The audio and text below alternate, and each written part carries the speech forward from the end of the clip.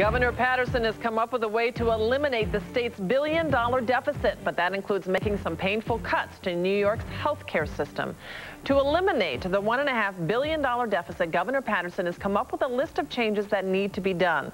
Included on that list, a 14% tuition increase for SUNY students and more than $350 million in cuts from health care programs. Today, State Health Commissioner Richard Daines made several stops in Schenectady, like here at the Inner City Mission, to talk with local providers and promote the governor's new health care initiatives. He says the state's glaring deficit cannot be ignored, so there must be some scaling back in health care funding.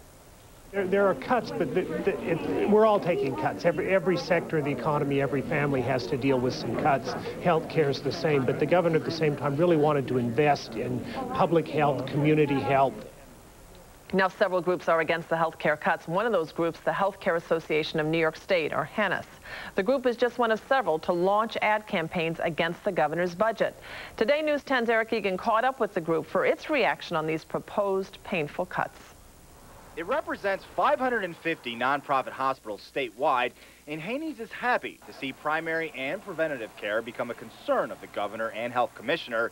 But as Haney's president Daniel Sisto puts it, taking old money out of services to reform others or make new ones is not the way to go. The budget takes so much money out of hospitals, nursing homes, home care programs, that it threatens the very programs that he wants to see expanded. And while Haney's is in favor of the state's long-term health care objectives, they say tours like the one the commissioner took today actually divert the public's attention away from the real crisis.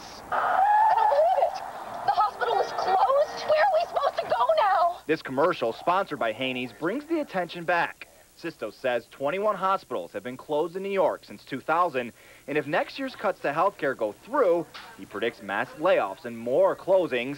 Sisto was on the phone today with 5 more hospitals having issues. Have called me this morning to talk to me about their financial problems and not being able to meet payroll next week. Cuts of the magnitude that are being proposed for next year, that is not absorbable without closing, service cutbacks, layoffs, and cost shifting. Now, Sisto agrees that strategic cuts do have to be made, but the urgency by Paterson to pass this budget quickly is something Sisto says the state's health care system can't afford. Let's wait and see whether the Congress and the president, the new president, can deliver, which they claim they will, more Medicaid relief to New York State, more funding to the state. Eric Egan, News 10.